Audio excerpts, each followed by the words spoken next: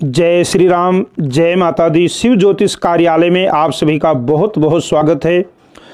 तो आज का वीडियो एकादशी के ऊपर है। आप इसमें कथा सुनने को मिलेगा, नियम क्या है, विधि क्या है और किस देवता का पूजन करना चाहिए, किस दिन एकादशी है ये। तो आपको कथा भी सुनाएंगे वीडियो के माध्यम से।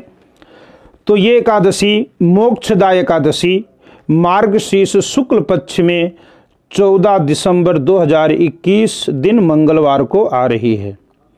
ये एकादशी मोक्षदा है। नाम से ही पता चलता है कि ये मोक्ष देने वाली, जो पितर अधोगति में पड़े हुए हैं उन पितरों के निमित्त अगर व्रत करके और पितरों के निमित्त संकल्प कर दिया जाए व्रत का फल, तो पितरों की मुक्ति हो जाती है, उन्हें मोक्ष की प्राप्ति हो जाती है।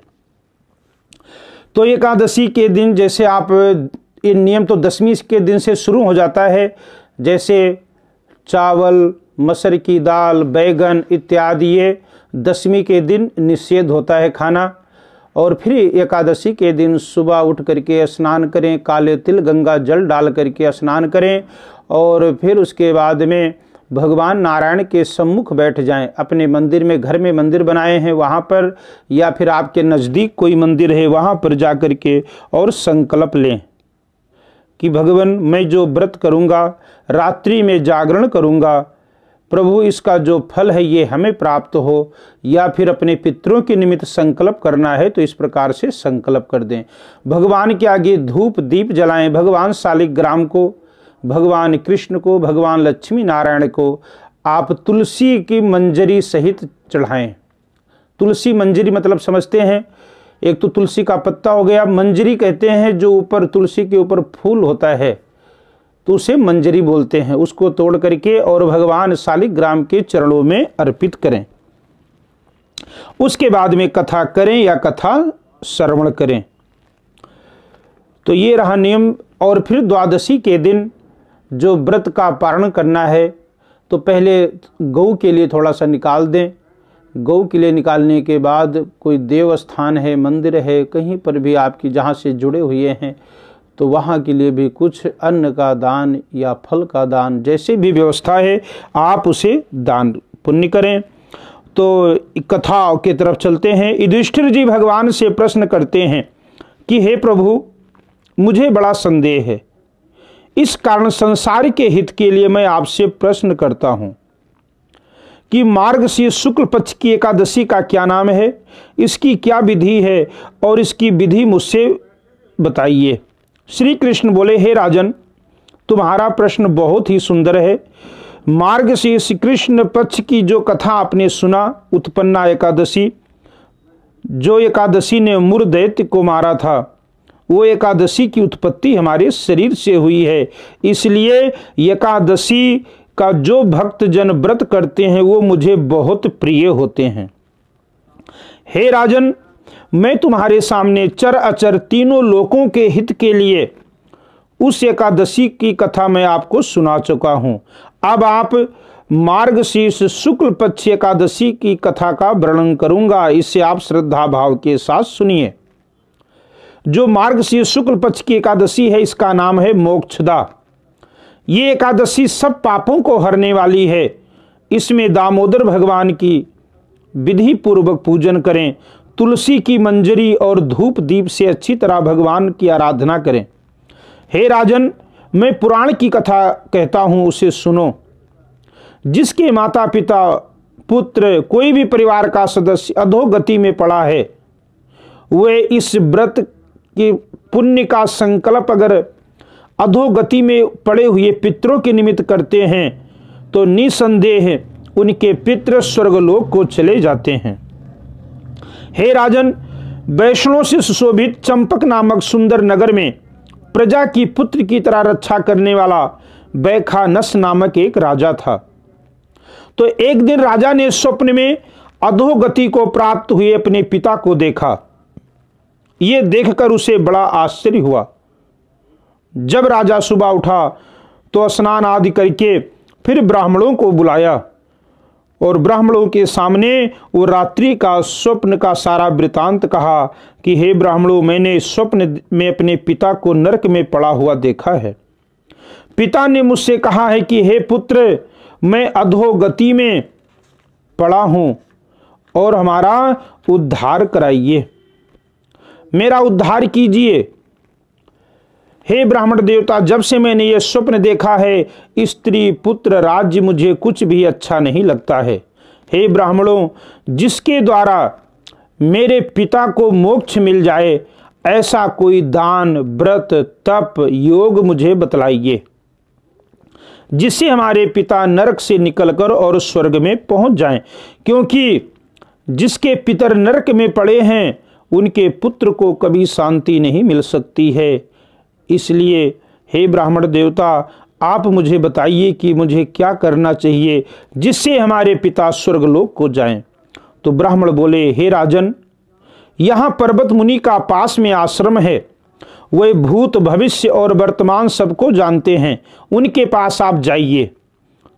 वो राजा उनका वचन सुनकर मुनि के आश्रम में पहुंच गए। वो आश्रम शांत प्रकृति के ब्राह्मण, प्रजा और मुनीश्वरों से सुशोभित था। राजा ने वहां जाकर ऋषि के चरणों में साष्टांग प्रणाम किया। तो मुनि ने राजा के सातों अंग की कुशल पूछी और कहा कि तुम्हारा राज्य निष्कंटक तो है। राजा बोला कि विप्र, आपकी कृपा से सब कुशल होने पर भी कुछ विघ्न उपस्थित हो गया है। हे ब्राह्मण, मुझे कुछ संदेह है। मैंने रात्रि में अपने पिता को नरक में देखा है और मुझे कोई उपाय बताइए कि जिससे हमारे पिता स्वर्ग में पहुंच जाएं। तो पर्वत मुनि ने अपने नेत्र बंद किए और फिर वो नेत्र बंद करके ध्यान लगाया और फिर राजा से बोले, हे राजेंद्र, आपके पिता के पाप को मैंने समझ लिया है। पूर्व जन्म में सपत्नी के द्वेष से तुम्हारे पिता को नरक की गति प्राप्त हुई है। हे राजन, तुम्हारे पिता की 2 स्त्रियां थीं। एक स्त्री को उन्होंने रति दी और दूसरी स्त्री के आग्रह करने पर भी उसे ऋतु दान नहीं दिया। इस कर्म से वो नरक में पड़े हैं। राजा बोला, हे मुनिराज, किस व्रत और दान से हमारे पिता स्वर्ग लोक में जाएंगे, हमारे पिता का उद्धार कैसे होगा, आप मुझे वो बताइए। मुनि बोले कि मार्गशीर्ष शुक्ल पक्ष में मोक्षदा नाम की एकादशी है। तुम सब लोग उसका व्रत करके उस व्रत का पुण्य अपने पिता के निमित्त संकल्प कर दो, और संकल्प करने से तुम्हारे पिता को मोक्ष की प्राप्ति हो जाएगी। मुनि के इस वचन को सुनकर राजा अपने घर में आ गए। और जब मार्गशीर्ष शुक्ल पक्ष की एकादशी आई, मोक्षदा एकादशी जब आई, तो राजा ने अपने पुत्र, स्त्री, मंत्री, सारे राज्य के सहित विधि पूर्वक व्रत करके और उसका पुण्य अपने पिता के निमित्त संकल्प कर दिया। और जैसे ही राजा ने एकादशी के व्रत का फल अपने पिता के निमित्त संकल्प किया, तो आकाश से अस्पष्ट शब्दों में राजा से बोला कि हे पुत्र, तेरा सदा कल्याण हो। कहते हैं जो राजा का पिता था, वो आकाश मार्ग से आवाज आई कि हे पुत्र, तेरा सदा कल्याण हो। ये कहकर राजा के जो पिताजी थे वो स्वर्ग को चले गए। तो भगवान कृष्ण कहते हैं कि हे राजन, इस प्रकार जो इस मोक्षदा एकादशी का व्रत करता है, उसके तो सारे पाप दूर होते ही हैं, साथ में जो उनके पितर नरक में पड़े हैं उन्हें भी मोक्ष की प्राप्ति हो जाती है। तो एकादशी के दिन रात्रि जागरण का महत्व बहुत बड़ा है। देखो, हम अपने परिवार के लिए या घर में कोई प्रोग्राम है, सुख है, दुख है, तो उसमें हम सारी रात के रात जाग लेते हैं, लेकिन अपने कल्याण के लिए आप क्या करते हैं? तो आप अगर व्रत किए हैं तो बड़ी अच्छी बात है।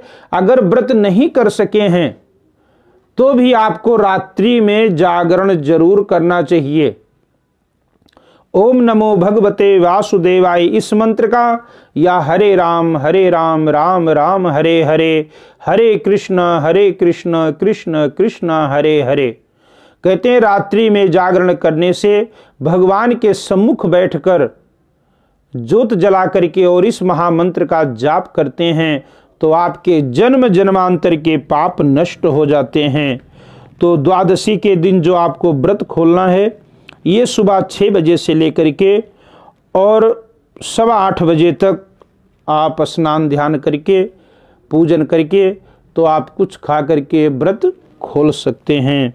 तो इस दिन आप भगवान शालिग्राम जी का पूजन करें, भगवान राधा कृष्ण का पूजन करें, तुलसी के मंजरी के सहित धूप दीप आदि से पूजन करें और भगवान के इस महामंत्र का जाप आप सारा दिन करें, हर समय हर घड़ी करें।